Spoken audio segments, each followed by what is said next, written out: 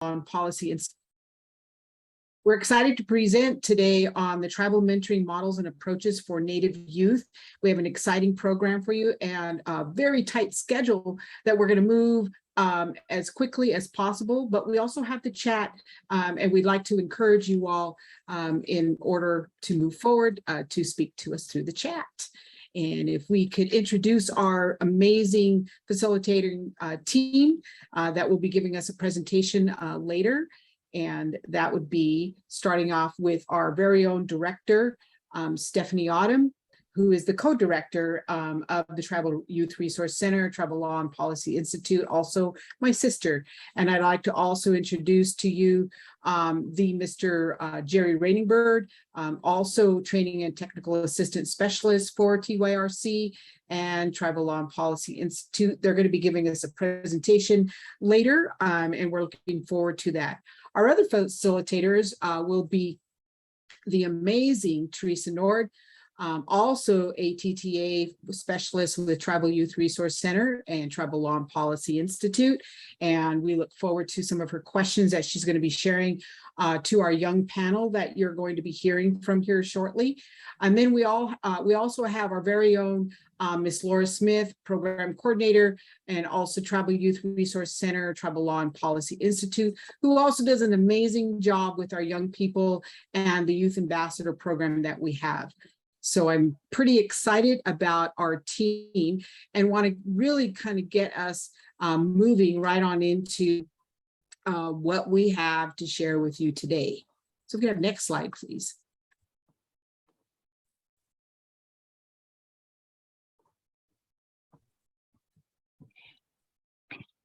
Like all of you, I'm assuming most of our participants work in their home communities, and we know part of how we're raised up, how we are in relationship with the land and with our community and families. We always have a vision and we're born into our purpose of life.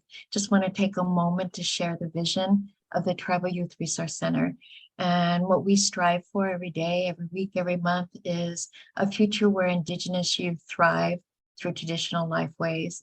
The purpose of our TA Center is to be of service to grantees, non-grantees, Indian country, and enhance the opportunities for Indigenous communities to expand their potential in protecting and nurturing their most sacred asset, our youth.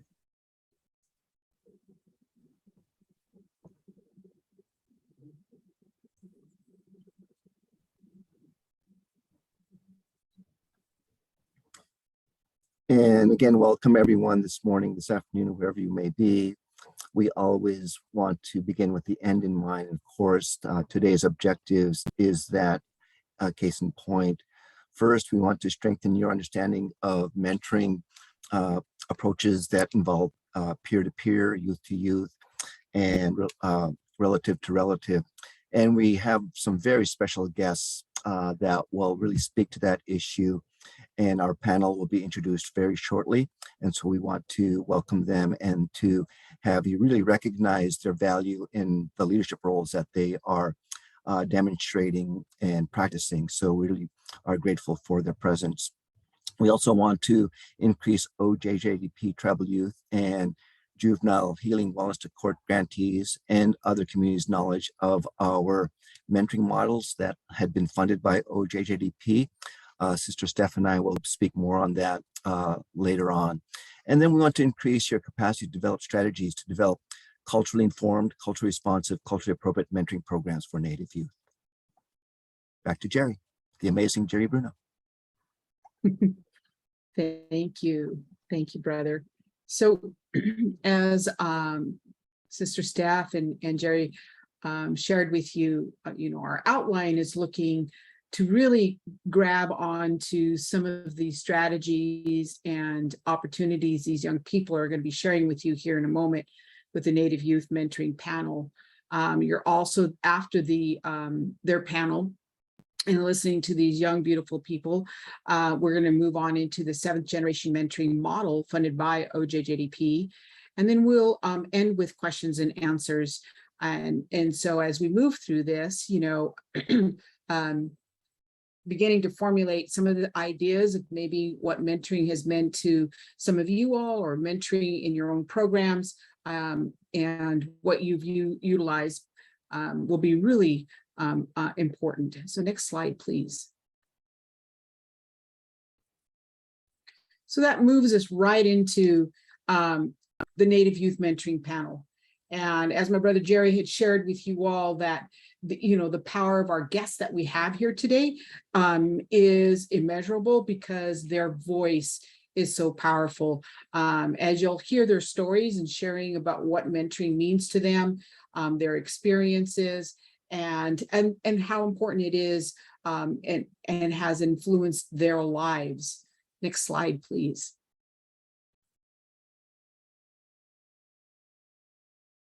So we want to introduce this young, amazing group. And unfortunately, Sydney Matheson will not be able to join us today. However, we do have our other young people coming from all over, from, we have, from Oklahoma, Arizona to Alaska. So we would like to get them to turn their cameras on and do their introduction. So let's start with our very young first leader, Shace. Hello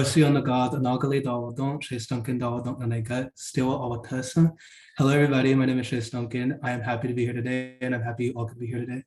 I am from Stillwell, Oklahoma, and I am Katua, and I will be attending Brown University in the fall. Thank you. Thank you, Shace. Hello, everybody. I'm Sam Schimmel. I sit as the chairman for the Arctic Youth Network, as well as on the Youth Advisory Board for the Center for Native American Youth. I'm a recent college graduate from Stanford, and I'm really honored and happy to be with all of you guys today.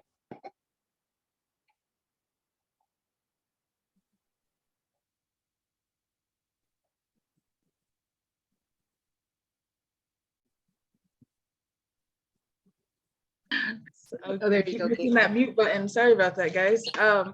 Skugtash, Anya Chigig Jukmat, Mirigan Chigig, Kaitlin Martinez, and Amjad Guki, Sistapum Takumi, everyone. It's good to be here. My name is Kaitlin Martinez. I'm from the Hill River Indian community, and I am coming to you as a youth mentor for TYRC. Great to be here.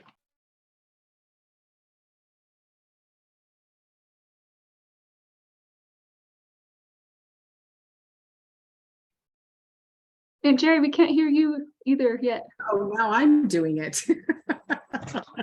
Apologies.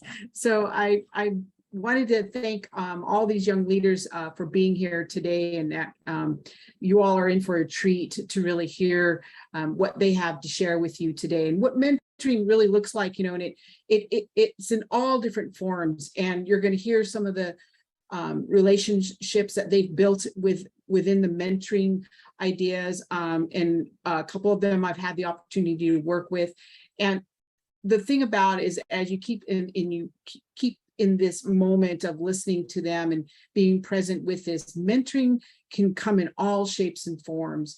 And so, I've been doing this work for 30 plus years, and one of the processes that I've utilized is that we begin that process at the very simplest form as youth facilitators, as those parts of volunteering. And so you'll get to hear some great stories from them. And we want to start with the first question. And so let me pose this to our youth panel. What does mentoring really mean to you? Kaitlin. So mentoring to me has definitely given me a brighter perspective. I've been very blessed to have great mentors in my life, whether it was in my personal school setting, or even now, like in my professional life. I have some very, very strong and powerful Native mentors in my life, and they always they had taught me to, when I'm, whether it be teaching a class or something, I always have to, healthy and safe learning environment. And no matter what, the one thing that has always stuck with me is, you have to come from a place of love, especially in the work that I'm wanting or that I'm doing, teaching and shadowing language. And yeah, and that was, pass it on over to, I think it was Shace. I think Sam, did you want to jump in here? Yeah, absolutely. In terms of what is mentoring, I think about actually, the people who sit in this Zoom call actually have been my mentors. And for me, what it comes down to is somebody that you can call when you got problems, somebody that you can call to help you solve things that you don't know if you can solve yourself, or people that you can rely on for advice. And I know more than once I've called Jeri, Bruno, on the phone and said, "Hey, Jeri, I got a problem. I need you to help me fix this," and she's helped me out. And so I think that at its core, that's what mentorship is. It's not necessarily people coming in and solving the issues that you face, but giving you the tools to be able to make sure that you land at a good spot, giving you the tools to make sure that you can deal with the hardships and the challenges that lay in front of you. And so I think that is really at its core what mentorship is. Thank you, Sam. Awesome. And thank you, Kaitlin, for sharing those opening thoughts with us. And just want to echo, what others have said, but every human being who's on this call right now is completely amazing. And it's a huge honor to be here with all of you and to get to listen and learn from you today. So just wanted to say that before we jump in. I'm Laura. I serve as the program coordinator with TYRC, and I'll step in to ask a question. Shace, I'll ask this one to you. If you could please share about a time where mentorship has been impactful in your life, either in giving or receiving it. Ooh, that is such a good question. A person that comes to mind immediately is my biking instructor, Will Chavez. So in 2021, I did the Remember the Removal bike ride, which is a bike ride where you retrace the Trail of Tears. So you're retracing your ancestors' footsteps, and you're going to these horrific sites where, like, mass grave sites or preserved spots of the trail. And that's very mentally and physically draining. And Will Chavez, he was my biking instructor. He definitely helped me through a lot of that. Coming from a family of like 14, most being women, I haven't really had like a male influence. And he really showed me what an Indigenous man is supposed to do and my responsibility as an Indigenous man. He was very patient and he was very kind, and he advocated for so many people that didn't have voices. And man, he is.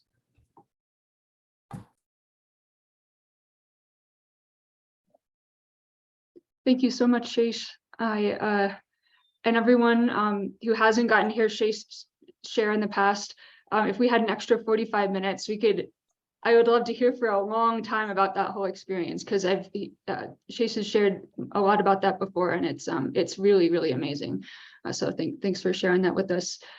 Kaitlin, do you want to jump in here? Yeah, so a time that mentoring impacted me was definitely in my early college years. I had the opportunity to, when things weren't going the way I thought it should go, I got to seek help, and I was mentored by.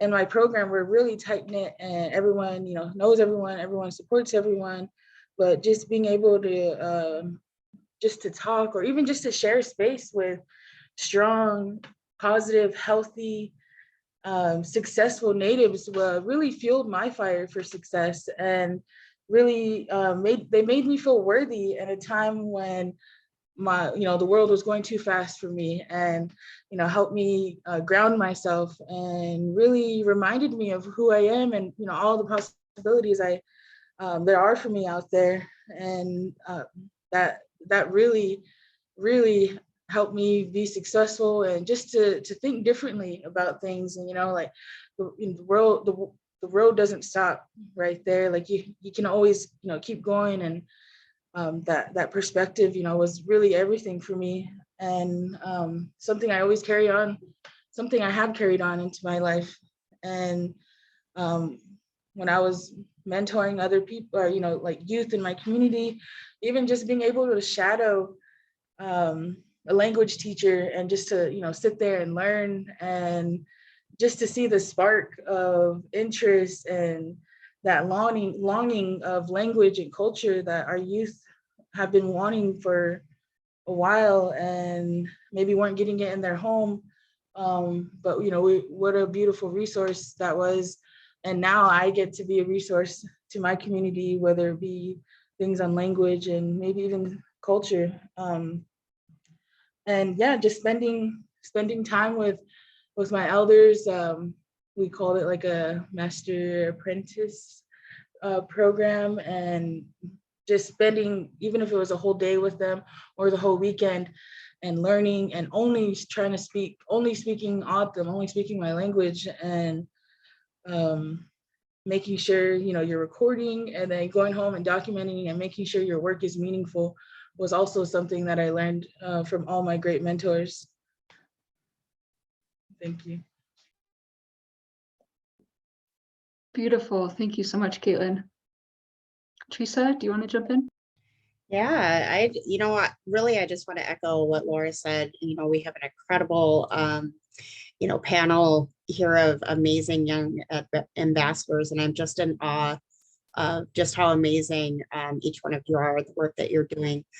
Sam, I'm wondering if you can share about an experience you've had with peer mentoring. Yeah,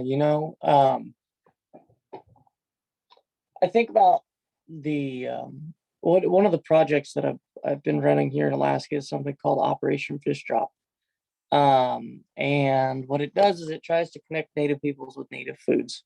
And some of the partners that I've been working on that with, we're getting a little bit squirrely, and we're trying to change the way that subsistence works in Alaska, to switch from rural subsistence preference, which means that we natives get preference, to a community determined quota, which has been used in the past to push Native fishermen out.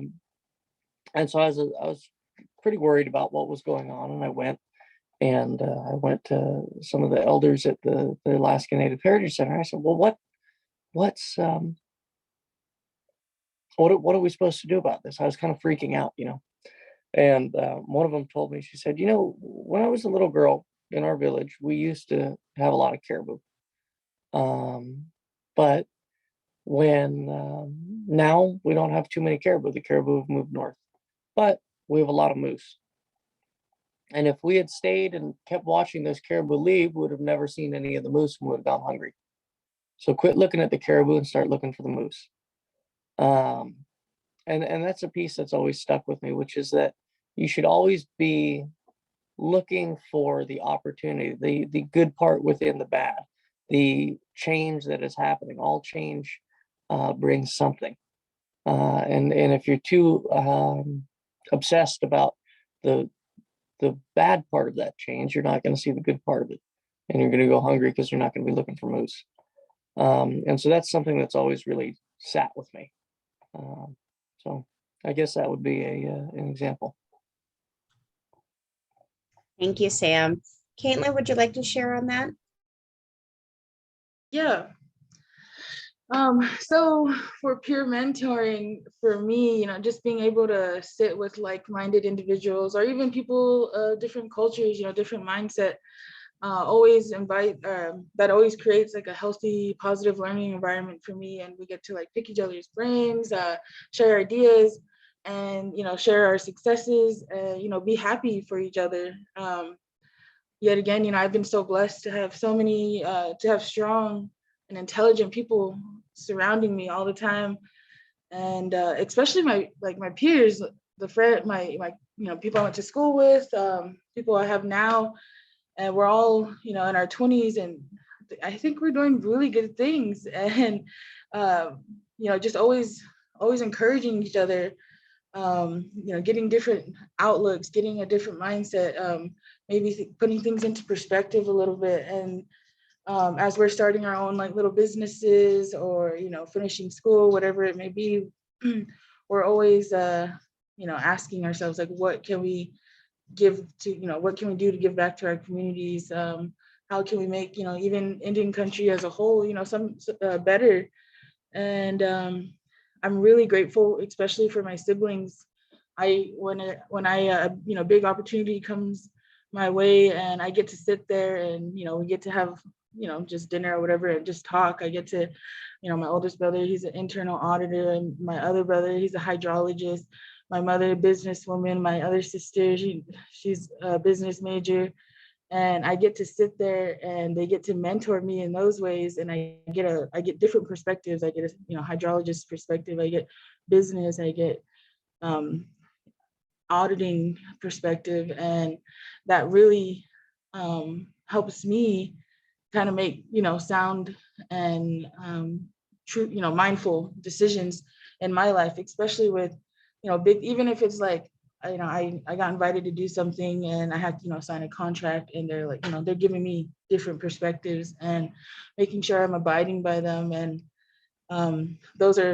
that's one huge example of peer mentoring to me. That's wonderful. Thank you, Kaitlin. Laura? Yeah, thanks, Kaitlin and Sam. I think that all of what you shared really illustrates just how many different forms, you know, mentoring can take and what that could look like. The next question we were wanting to ask was, you know, if you have experience with another mentoring program that you'd like to share about that you haven't noted yet. Shace, you want to start with this one? No, yeah, definitely. So my junior year, I did a college readiness program aimed for Native American students. It was called College Horizons, and they help you through the college process and they help you apply to these schools. And yeah, they just like help you mentally and physically get ready to go to college. And they're gonna follow me through my undergraduate degree and even my graduate degree if I want. And they're going to help me navigate my way through predominantly white institutions and places. And they do make me aware that these places weren't built for us, but we have knowledge that's in them that we need, so we can come back and help our communities. So yeah, they're basically just helping me navigate through that.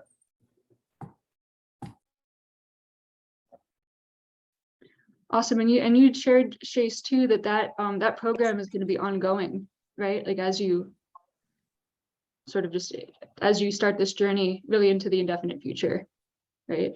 Which I think is a really awesome aspect of that it's really, you know, staying with the group and not, you know, just for a really specific small amount of period. So yeah, thanks for sharing that. Sam, you You wanna know, get in? I really couldn't agree with Chase more. College Horizons and Carmen Lopez and their whole team over there is one of the more amazing programs to try and get young Native people into the right schools that fit the needs of their communities and fit their own needs. Definitely, if you are in charge of a youth program that is targeting College Horizons, I think you can, I can put their thing in the chat later, but really, really important to connect your young people with that program if they're applying to colleges.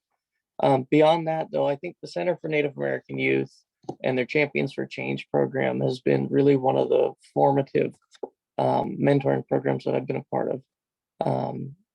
Starting in 2017, they had named me one of their champions, and I still do stuff with them pretty much every week, or I'm sorry, every month now. And they've been some of the closest friends and closest mentors that I've been able to have. Certainly check them out as well. It's called the Center for Native American Youth. It's a program under the Aspen Institute. They're quite amazing, and they prepare young people to be able to be advocates and really strong voices for their communities, giving you the tools in terms of just really the tools to be able to implement programs that you see fit, whether that be funding, connections, mentorship programs. They really support youth and make sure that programs are being youth driven. really do go look at them as well. Awesome. Thank you, Sam. Teresa, you want to ask another one? Yeah, absolutely. Thank you both for sharing that. I personally have experience with CNAY, the Center for Native American Youth, and it's an incredible program. So thank you for sharing that, Sam. So I guess we're just going to transition into the last question and ask for any last words, particularly why you feel mentorship is important. And if Shace, if you want to start with that one. Okay, so I guess if I leave you guys with anything, I just want to say that as Indigenous people, mentoring isn't only interwoven into us individually, but it's interwoven into whole communities. Mentorship is when, mentorship is key when it comes to developing our future leaders. And anyone can be a mentor. Like, I think from all the panelists that we've seen, that most of our mentors were elders or teachers or just somebody in our community. You don't need some fancy title to be a mentor. And they usually worked with us. They usually led by example and not by like demanding us. And that stands out to us as youth, working with us. And then finally, there are millions of ways to be a good relative to one another. And mentoring is one that can benefit all Native communities, whether that be long-term by helping build future leaders or help revitalize our language or other, or preserving our cultures. But it can help us short-term by helping protect our youth from things like addiction or depression, or helping us heal from generational trauma. All of these issues are things that are very prevalent in all of Native communities. And it is our responsibility, to heal and grow from these things. And mentoring is something that will help us. That's great. Thank you so much, Shace. Very wise words. Sam, did you want to jump in? Yeah, sure. You know, what is mentorship? Well, it's a lot of things, but I think at its core, you know, we were always taught in our community that leadership is really ensuring that everyone has what they need to thrive, not just to survive, but to thrive. And mentorship is the ability to create people who do that. Mentorship is creating responsible young people, responsible people who are able to provide for our communities, are able to ensure that our community's interests are kept and are made primary. And so when it comes to mentorship, it is really the fabric that holds our communities together. Now, we might not always call it mentorship. We just call it learning, or we just call it going and hanging out with your uncles or aunties. But within those experiences, you have traditions and knowledge passed down on how to defend our communities, on how to ensure that our communities have what they need.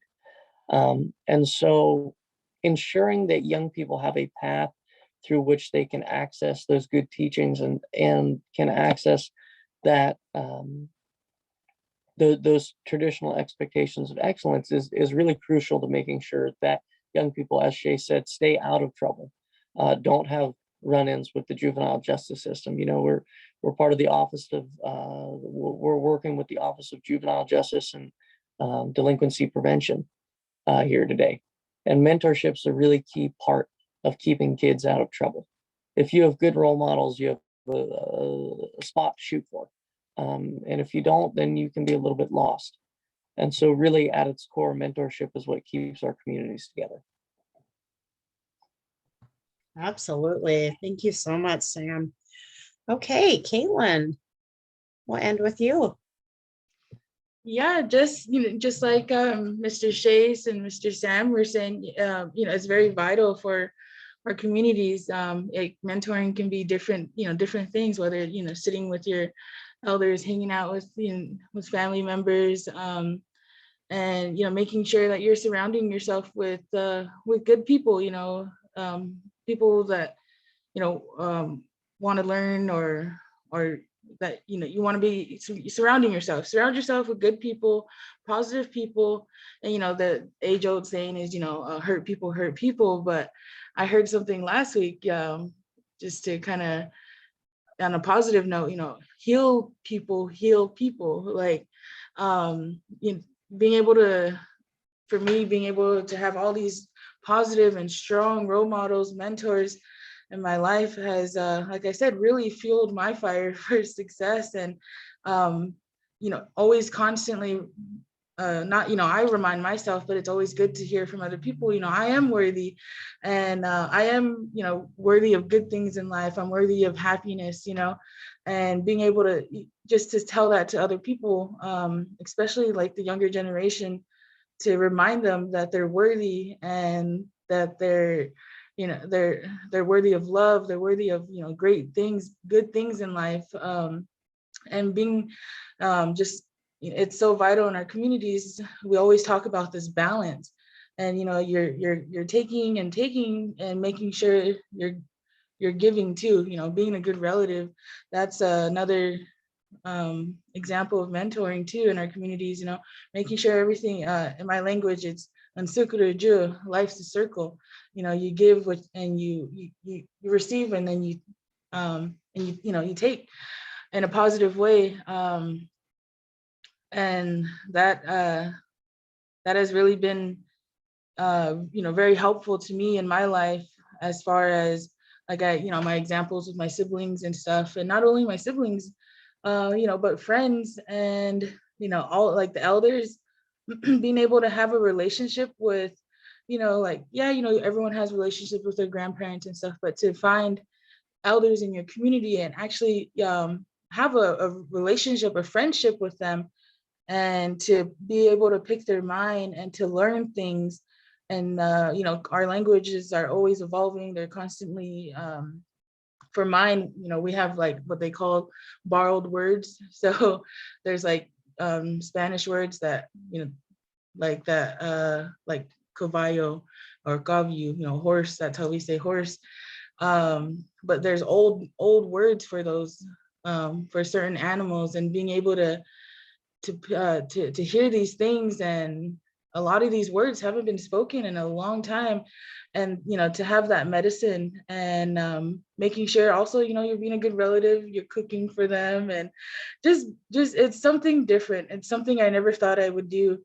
I've always had a great relationship with my grandpa, but, you know, to, like I said, to have someone else in the community, in your communities, and just to sit there and just learn from them is really beautiful, and it's very vital for Indian communities to, you know, go out there and learn, go out there, you know, laugh with your elders, hang out with them, and learn from them, most importantly, and, you know, be a good relative. It's, like I said, that balance, and it's very beautiful. That's wonderful, Kaitlin. Thank you. That, you know, sharing that last bit of knowledge, you know, sharing within the community and with your peers and your family, I think is, you know, a very strong ending today.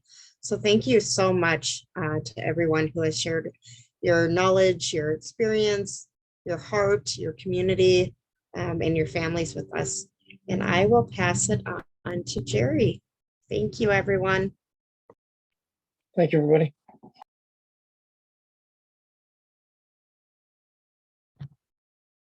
Thank you. I believe that we're doing really fantastic on time.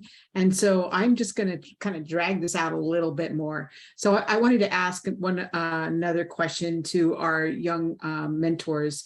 So if we could just stop share for just a second, that would be great. So I'd like to ask Sam, Shace, and Kaitlin another question, because you all said some amazing things. I was taking notes. And while I ask this question, I'd also like to ask our audience too, to put in the chat maybe some of the mentoring programs that you are engaged with within your programs or interested in. But one final question to you all is that, you know, and Kaitlin, you mentioned it, and I think that's part of why I'm kind of bringing this forward. And thank you, facilitators, Teresa and Laura, for these fantastic questions for our young people, because I think it's really important that we continue to hear their voices, these questions, and continue to ask these questions. So my question to you all right now is that, and Kaitlin, you mentioned it, you know, what are some of the other things that you are doing to, or that advice you would give to other young people, how to seek out a mentor? What are some things that you've shared some things that you're doing, but if you have a young person like, I don't know how to find a mentor, I don't know what that really means. What advice would you give them? And whoever is willing, ready to start, just go ahead and unmute yourself. And Jeri, that is an excellent question, because I think a lot of times that first step is the hardest one in trying to find somebody. A lot of times, though, your mentors aren't people that you necessarily intend on finding. You more stumble upon them. I think really, in order to find good mentors, be involved in your community. Learn who has what knowledge. Learn who moves through life in a good way and in the way that you want to. And then try and work with them, try and help them out. It might mean going and cutting firewood for them. It might mean, I know in our village, it might mean hauling water for them. And so just make yourself useful. Make yourself useful and make yourself a part of the community. That means bringing food to people. That means hauling water. That means just being there. That's really what it is about, is being present and listening. That's really the best advice that I can give on that one.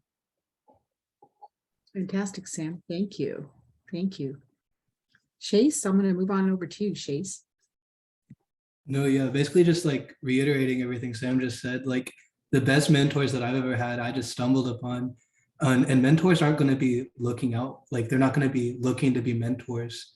You gotta, yeah, they're like, you're just going to stumble upon them. And that's whenever you get the best advice, like whenever you're with your family or your elders, and you just get like this very valuable piece of information that you weren't expecting at like a family cookout or whatever. So yeah, just they'll come if you surround yourself with the right people. Fantastic. Thank you, Shace. Ms. Kaitlin. Yeah, just, going back to what Sam and Shace were saying, surrounding yourself with good people, and also, being present. That's something I learned at a very young age. Like I said, I had a great relationship with my late grandfather. He was 92 when he passed. So I learned a lot of things, and till the day he died, he had no running water, he had no electricity, because that's the way he wanted to live. And so every day we were hauling water. We have livestock, cows and horses, and being in the desert and having to haul water like that is something I'll never forget. And being able to have a mentor with that age, and to grow up with him. And I was always with him. Like, I remember riding, we ride horses together. Like, I would literally ride in the back of the horse with him, holding onto the saddle in the back with him. And his teachings of being present, those old teachings that people don't teach anymore, kind of sit down and more or less be quiet and listen, and his stern and tough love was something I really cherish, and I try to incorporate into my daily life. And as someone else that kind of comes up when I'm thinking of mentors, my ceremony sister, I've only known her probably about 4 years now, but it feels like we've known each other for forever, like our whole lives. And being able to share that space with her, and for her to respect me just as much as I respect her, it is a very beautiful relationship we have. And I can go to her, she can go to me, and I can seek, whether it be, I can seek any kind of advice, language, culture, professional, school, anything. And she has really opened my eyes to all the possibilities that I can do, encouraging me all the time, you can do it, you can do it. And she has been that example of, you know, how to be a good person, more or less, like how to be a good relative. Always, like, I guess affirmations is what I'm affirmations for myself, but to be able to tell someone and to be truthful and to look in their eyes and tell them you are worthy, like you're worthy of good things, is very, very powerful, and it sparks something. And a lot of the times I didn't have that growing up, but to be that person for other people, it's very humbling, and I absolutely love it, especially in my community, to spark interest of culture or language, especially in younger, and like the little kids. You can just see the light go off, and when they connect to something, and it's just very reassuring of our culture and our language, that it's still going to be practiced and it's still going to be spoken. Absolutely, Kaitlin. Thank you so much. And I know that we have, you know, just probably one more minute left. And I see that there's a question in the chat from Dawn. What cultural things did you do when asking for a mentor? And I think some of those were answered in regards, you know, to you know, our culture and sustainability. Is there any that you'd like to add on, and any of you like to add on to, as far as some of the cultural things and working and finding identity, working with your mentor?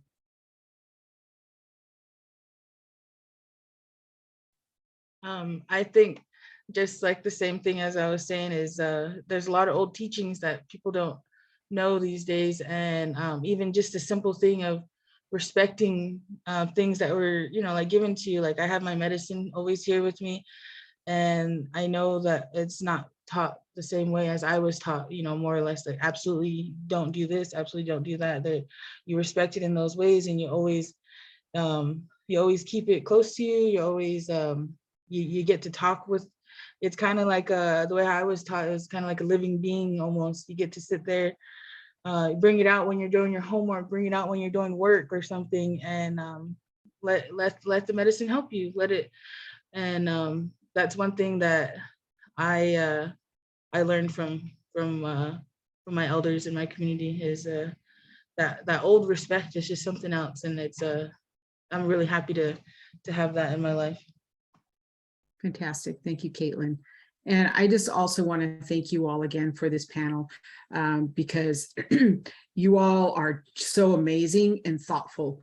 And this is really important. I believe that'll really help the grantees, you know, and how you talk. And I would say that in how you share with your young people in your communities, you know, and what your approach is very important. And so again, I want to thank the whole panel, the whole team, Laura, Teresa, you know, for bringing these young people here today, and keep doing this good work. And I just want to, you know, also add, as far as like Kaitlin and Sam, Shace, we need to talk to you about this. But I run a lot of programs, and Kaitlin and Sam are part of my program as far as youth facilitators at a national level. And so that's another piece to their mentoring programming that they are engaged in as being young role models. So thank you again all for such an amazing job. And we just want to continue to support you in any way we can. And they will also be there at the end for any questions that you might have for them. So we want to go ahead and move right on into our next programming, and that is and now, Antonia, you can put this slide up for us. Thank you so much for your adjusting with. So we're moving into the 7th generation mentoring model, which is funded by OJJDP, and this is going to be shared by our very own Stephanie Autumn and Jeri Rainingbird. And so we want to move right on into that and learn a little bit more about this program. And again, remember, if you have any questions or any programming that you are doing, please let's put that on into the chat. Thank you. Good Red Day, everyone. Thank you to the amazing youth leaders for sharing their wisdom today. It's A couple of times I wanted to cry, and I just want to keep listening to them. Just wanted to pull a couple threads in terms of what they were sharing about peer mentoring, which is really a guidebook for all of us, that it's just not about adults mentoring adults. It's about, as human beings in our communities, how are we mentoring each other? How are we lifting each other up? How are we being good relatives? And how are we sustaining relationships in a good way in our community, so that the littles, middles, and biggies, that they're seeing us. That's a way that we can continue mentoring every day, because everywhere you look in our community, there's a little one, and you may not know it, but they have their eyes on you. They're listening to how you're talking, to what you're sharing. And the importance of sustaining relationships. Thank you for bringing that home. What Brother Gerry and I are going to share today is one of many, many programs that are available out there. And Antonia, if you could bring the cover page up a little bit, please. We are going to share today about the 7th Generation National Tribal Mentoring Program. And this program was developed about 12 years ago by the Education Development Center. It was working under a cooperative agreement with the Office of Juvenile Justice Delinquency Prevention Programs. And shout out to my colleagues, my relatives, Brother Gerry, Sister Jeri, Mashke, Ethline, Ironclaw, Two Dogs, and myself. We worked many years to develop this program and a curriculum and we entitled it 7th Generation, because across Indian country, we learn that that everything we do today is for the next 7th generations and beyond. Antonia, if you could scroll down, please. To the next. Right there. In the development of the 7th Generation mentoring program, we wanted to develop it around how we've been mentored, what we've learned. Again, this was 12 years ago, and we've all changed. And this curriculum that we're going to share with you, it's adaptable. It's just a framework for each of you to think about, to see, is it a fit? Would it work in your community? And when we designed it, we really wanted to design it around the importance of relationships, the relationships that we have with ourselves. We start with ourselves, working our way out, the relationships we have with our children, our grandchildren, our extended family, our community, our nation, and the world beyond. And most importantly, our relationship to our first mother, Mother Earth. So when we designed these 13 sessions, if you could just kind of scroll to the bottom, Antonia, please. We landed on the number 13 because in our traditional Indigenous calendars, we have 13 moons. And so we designed this curriculum around those 13 moons. And in fact, every session is represents it, like full moon or a new moon. And so Antonia, if you could scroll to the next page, please. And if you can bring it up, Antonia, so I can see it. Yes, thank you. So what we're sharing with you today is a facilitator's guide, and part of what we can do at the Tribal Youth Resource Center, because we are constantly mentoring ourselves internally and externally to be good relatives, that if you're interested in learning more, just email Brother Gerry or myself. If you're interested in some training around this model, you can just go to www.tribalyouth.org. The sessions and the lessons within this curriculum were geared for young people around ages 10 to 17, and it was really to promote healthy lifestyles. However, we are determining that within our own community.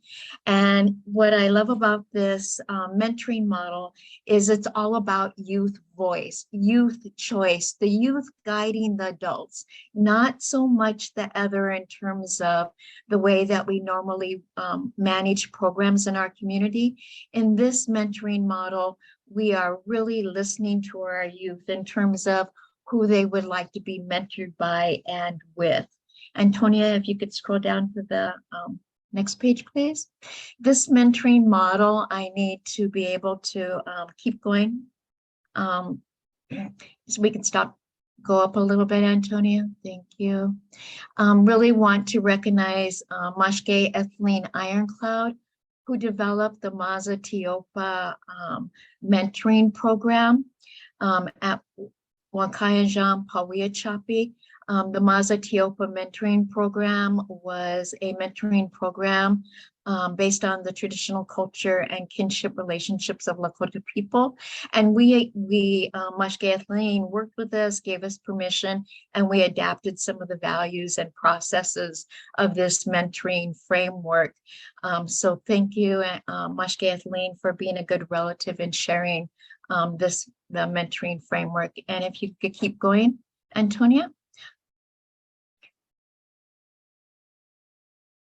Part of our goal with this mentoring program was to be able to create an environment where youth had a way to move through community in a good way, where they could reach out to tribal youth, to their adults in their community and other young adults to build relationship. So this mentoring model was to be able to help them to expand their relationships in community with elders, with middle-aged people, with young adults. And the core value of this mentoring model was to really embrace and build up the self-efficacy, how our young people see each other, that they see themselves as strong, intelligent, brilliant, that they know they have a place and space in their community. The other core value that's integrated in all of these learning lessons is really being able to help our young people understand to move from that victimization mode, because we've had to walk in two worlds in terms of the historical trauma, that impact, and the impact of generational trauma. And this mentoring model was developed to help move our young people with adults in their community from survival to thriving, to be able to come back to community and help other young people to thrive. Next page, Antonia.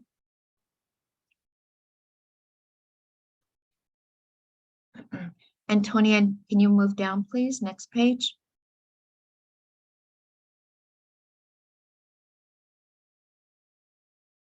I think we're having a little bit of technical difficulties.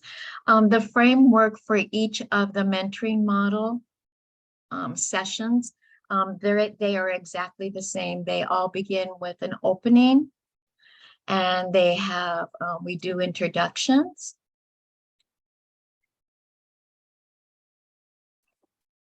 And then we move into the content of the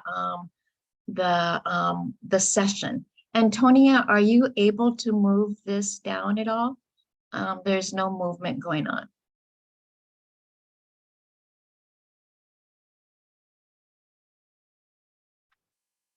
If you can bear with us for a moment, we're having technical difficulties. Tojan, Laura, can you jump in, please? So each of the 12 sessions, they each have learning objectives, they each have activities, they each have enhancement activities, and they're designed again around the moon, that there is one session per month. And we recommend that we really pay attention to integration of your cultural life ways, your language, any way to bring your community into this curriculum. If we could just go to the top of this page a little bit. There. Sure. Is this the right page, Jeri? Yes, thank you. Okay. So the first session really plants the seed of the environment that you want to create with young people. So part of what we do in almost everything is we always start with our openings. We allow young people to introduce themselves because we really want them to get used to how that's how we're going to learn together. That's how we're going to be together. And then it moves into activities. You can scroll down, Tujan. There we go. And keep going, Tujan. And then there's a closing. So kind of like the day, again, we developed this to reflect the natural world. There's an opening, there's time with the young people, and then there's a closing. Tojan, if you can move to the first session. The first moon or the first learning session is really planting that seed and having our young people thinking about the importance of storytelling. So the objective of session 1 is really planting that seed. And if you scroll slowly, you can see, everyone can see that there is, some introductory comments for the facilitator. There's an activity, and there's, we're always trying to create a place and space, because if we're lifting up youth voice, it just can't be us oldies or middle oldies leading the conversation. It's creating that time for young people to share. So there's always reflection for that youth voice in each of these sessions. And then there's a closing. Tojan, can you move to 2, please? The second session is planting the seed and having them to think about who they were before they were a human being. A lot, all of our nations have creation stories. So this is where the mentors spend a lot of time in terms of bringing in other people from the community and sharing with the young people the role, the importance of their creation story and how that guides their purpose as a young person and how that guides their future as a nation. So again, you can see that this lesson is mapped out just like the first one. There's activities, there's reflection for the youth, and there's enhancement that if you have time, you can even do a little bit more to enhance the learning. And then of course, the closing. And then the third session, Tojan, if you can scroll to that, is about kinship in the natural world. Part of what, when we were developing this mentoring model, is we really wanted to make sure that, and I know it's more present today than when we developed this mentoring, is that oftentimes our families move to the city for economic reasons, and our young people have lost that contact, that connection to the earth, that ability to realize that that's, they're in relationship with the sun, the moon, the stars, the water, the sky, all living things. So session 3 really focuses on helping young people to think about their relationships. And there's activities that, to bring home what they can do every day to build a relationship with the natural world. Brother Gerry, I'll turn it over to you for the next 4 to 9. Sure. Thank you, Sister Steph. And as you can see, everything is really consistent. And that's what our young people really need, I feel, when we talk about bringing them together and having a sense of safety, expectations, skills building, that sense of interdependence, and being able to take what they hear, what they experience, what they are engaged in, back out to their respective home place to practice or to reflect or to ask even more questions. And one of those obviously is, well, what kind of traditional responsibilities and kinship relationships did we have in the past? And we look at our cultural history, and I would suggest and strongly recommend that anyone who wishes to be a mentor or volunteers to begin looking at our culture, our traditions of our respective Native Indigenous nations, and to see what were those relationships. How did we see each other as brothers, as sisters, as parents, as grandparents, as aunties, as uncles, and ultimately, how do we become a good relative? What were those values? What were those perspectives, insights, experiences that really guided our actions, our attitudes, and behaviors? And so when we look at the ceremonies, the leadership, the ways in which we were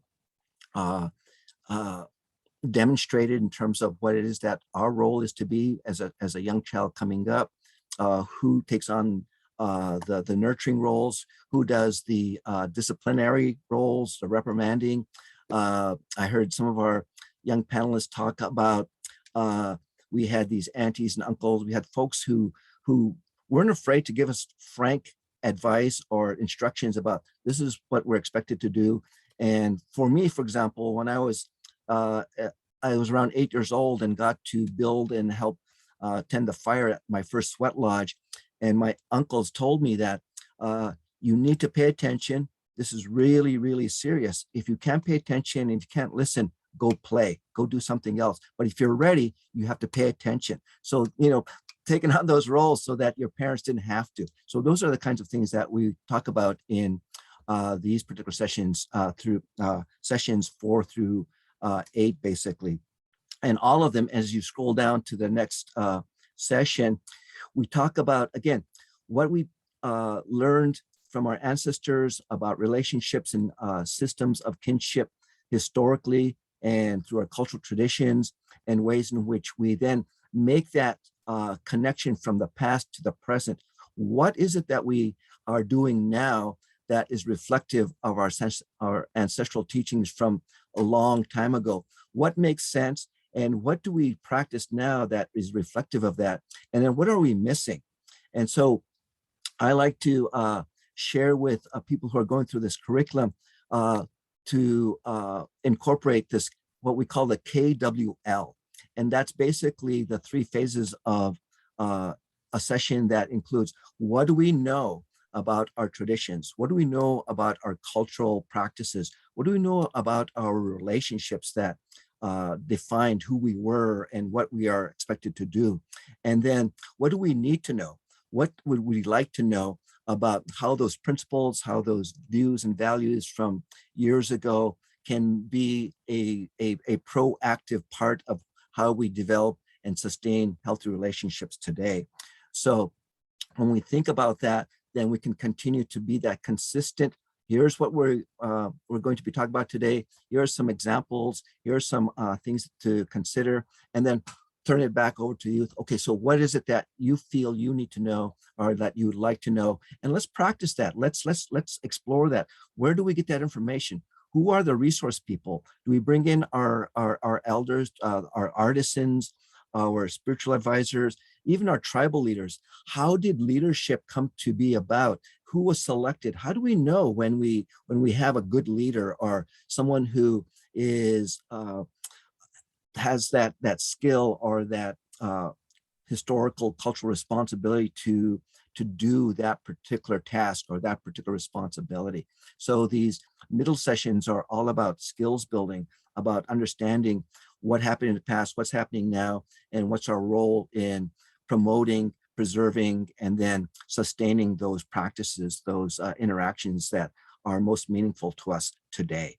So as we move on forward, we look at, okay, well, what does the community have to say about being a good relative to us and vice versa?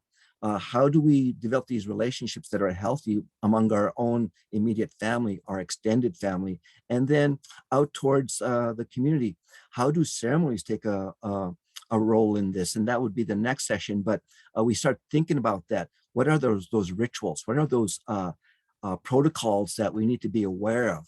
And so as we begin to understand what they are and why they were important to us, then we can really focus in on that particular idea of what is ceremony, which is session number 7. And we look at this idea of, well, not 7, but excuse me, that's 8. But when we look at all of these, it's all about what role do we play? What kind of responsibility do we have to ourselves, to our immediate family, to our extended family, our friends, those people who we consider to be informal relatives, whom we adopt, and how they, again, either guide us or how we guide them. It's being a younger relative or an older relative, but always keeping in mind, what were those stories that we were told, right, from session 1? And what were those protocols? How do we approach not just elders and other adults who can be a potential mentor, a guide, a teacher, and a good relative, It's also about how do we, as I believe Sam mentioned it earlier, how do we make ourselves useful? And I love that term because that's what my uncles and my grandfathers would tell me. Go there early and make yourself useful and pay attention and listen to what they have to say so that you will do the right thing at the right time, the first time correctly. And so you won't have to be making all those mistakes by not showing up on time and not being useful. So I really appreciate that. That really struck a bell again for me. It's like, oh yeah, I have to remember that when I go about my daily routine, even as I grow older, and still I have mentors to this day. But when we look at these relationships, you know, beginning from our relationship to the natural world, to our tribe, to our nation, to our parents, to our relatives, our friends, our classmates, or whatever environment we happen to be in, it's really important that we understand that there's always these elements, these what we call norms, or these agreements. And one of them is be your best self as a mentor and one who's seeking a mentor. That being a good relative is not just about being an uncle and auntie or showing you a skill or helping you fill out college applications or helping to resolve some drama, an argument, or some indecision. It's really about being present and being your best self. And what do we mean by that? It's looking again at those cultural values, those insights, those teachings, this whole idea of being respectful, being mindful, having compassion, showing kindness, being courageous to do the right thing, having a vision. And there's a reason why we call this a seventh generation mentoring model, because we have always been told that we think about the seventh generation. And that's not just our children and grandchildren, but our grandchildren's grandchildren. That's how far ahead many of our native nations would think in terms of what do we need to do today to ensure sustainability, survival, and thriving for future generations. So you can go ahead and move on. And when we think about that, we look back at, okay, we are in a world where we are intermarrying, where we have relationships with outside entities, whether it's the county, the state, other tribes, and what kind of relationships do they have? What kinds of principles do they follow? And what is it that we can connect with? What's similar? What is distinct? And so this gives us this opportunity to learn more about how we develop those effective communications with societies, with communities, with agencies, other entities that may have a whole different set of expectations, intentions, and parameters of interacting with each other. So when we are really strong in our own traditional ways of looking at the world and our place in it and the relationships that we have, then that gives us a much better foundation for being able to understand what others are coming in with, and knowing that we seek first to understand, and then we can be understood. And then also, I would like to just close this session with, when we think about our young people mentoring and being adults and being mentors, we have to think about this idea that nothing about us without us. And that's why all of these sessions turn the responsibility of teaching and learning to the young person. We just provide the foundation, we provide some parameters, we provide a little bit of teaching, some guidance, but then it's what do they want to know and what do they need to know? And let's form and develop these activities that really speak to their needs, their wishes, their desires, and to just be consistent, always be consistent, be there, show up. If you make a promise, keep it. If you don't make it, if you can't keep it, don't make it. So that's what I'd like to share for you at this point. So I'm gonna turn it back over to Sister Steph. Thank you, Brother Gerry. Toshan, Laura, can you move to 10? Yes, thank you. Again, this curriculum was written 12 years ago, or this facilitator's framework. but it's really applicable still for today. So I think all of us that were involved in creating it will ask for grace because some of the language needs to be brought up to date. It really needs to reflect, like if my grandchildren read this, they was like, oh gee, we don't say those things anymore. So again, this curriculum was developed, a little bit ago. So really, when you look at it, know that it's adaptable. We can work with you to adapt it in terms of language, in terms of making sure that we are inclusive of all genders in our community, because when it was written, we were focused on gender specific, and we really know that we want to be good relatives and include and make a place and space and conscious of the needs of our LGBTQ two-spirit youth and making sure that they're welcomed into mentoring programs as well. I love this session 10, and I am still coaching my adult children on it in terms of finding that balance. And if you are, I think if we just step outside our offices, in our community, everyone is walking around with that phone in their hand. They're talking to people with that phone in their hand. Sometimes they're even going to ceremony with that phone in their hand.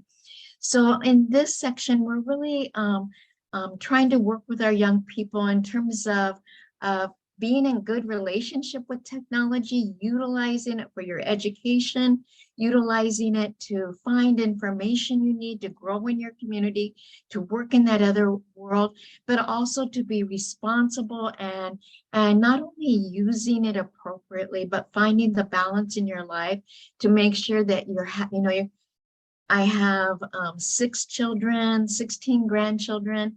And, like on birthdays, it's like, are they going to call or are you going to get a text? We used to go visit back in the old days, but now everyone's just about texting and Facebooks, and that's, people think that's being a good relative. So we're asking folks to turn back the time. We're asking young people to re-embrace the values that our ancestors and our grandparents had of making time for each other in real time. So in session 10, we really focus on that. Tojan, if you could move to the next one. This is key because part of when I first started in mentoring programs many decades ago, it was kind of always based on funding. And I know our communities were dependent on funding, but this model is really built on, like, we could move forward with very little, it doesn't take a lot of monetary resources. It's really about creating communication plans. It's about engaging your community leadership. It's about engaging your tribal leadership to re-embrace working with young people this way. So it's this section is about how do we stay in relationship with each other for our lifetimes? How do we continue to mentor when programs go away? How do we utilize our values? In restorative practices and working with young people, we ask them to pick a value a day and walk with that value. How are they going to speak that value? How are they going to be in relationship with that value? This section really focuses, how are we going to model being a good relative, but in real, putting that in action. And there's no perfect human being. There's no one that can do this 24/7, but it's really about lifting up that consciousness of young people and adults of how we sustain our relationships with no agenda, just because we want to sustain them because we love each other and because we love our people and because we love the earth. Next session. So this is a section where we come together and it belongs to the youth.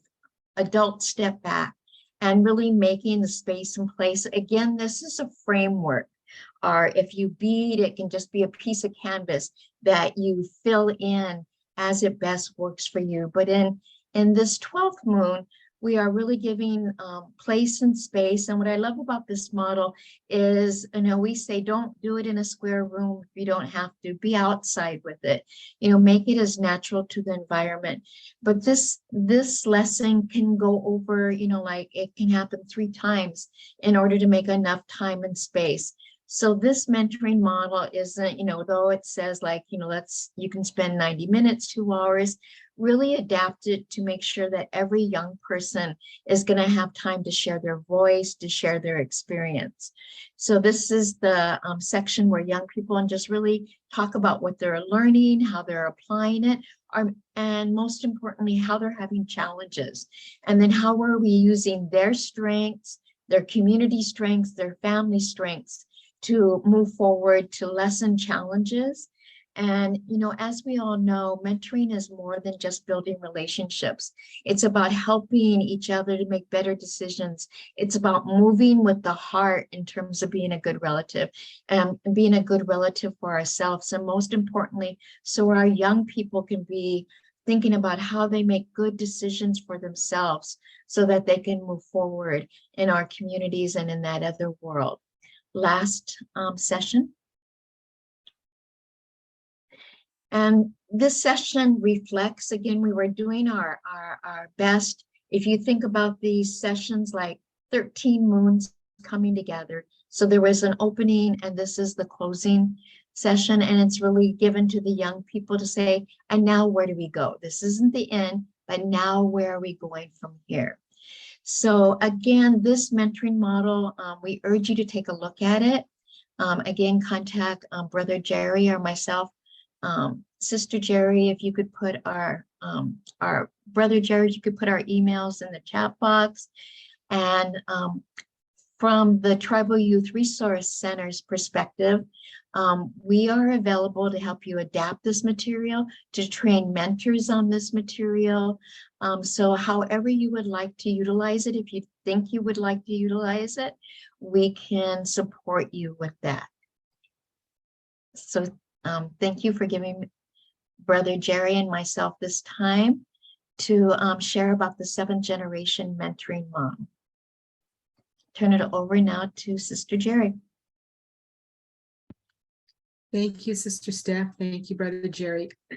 Some amazing information with the curriculum. I love that. I love the 7th generation mentoring model because of the diverseness that can happen with it as well.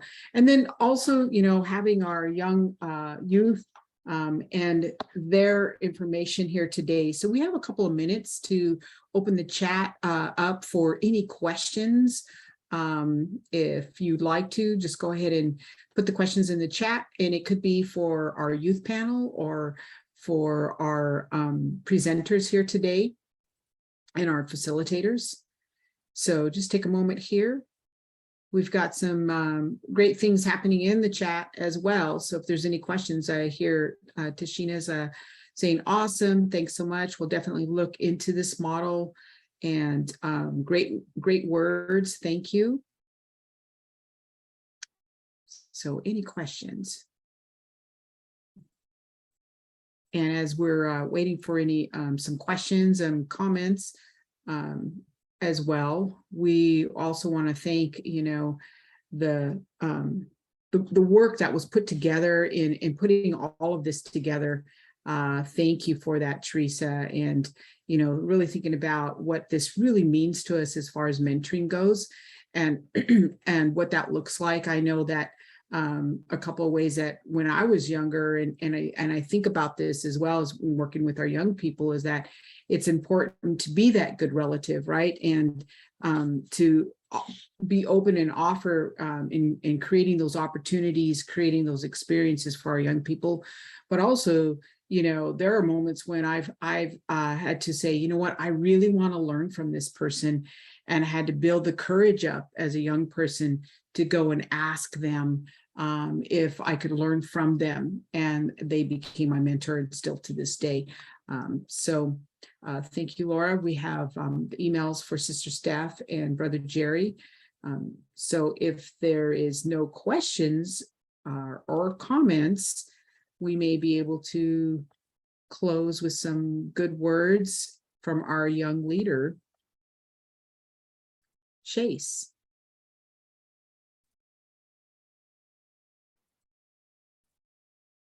So thank you all. Hello, everybody. I'll be ending or closing our presentation today with a prayer in the Kaitlin language. Okay. Come, ita dada lista. Iski ne fanai agito dagalala di jos ehi. Ojali liga eje don honey. Gali lig jorfana kosnale uoduida. Wodong ne fanai jorfana agil elohi ale amago wodong. Thank you guys.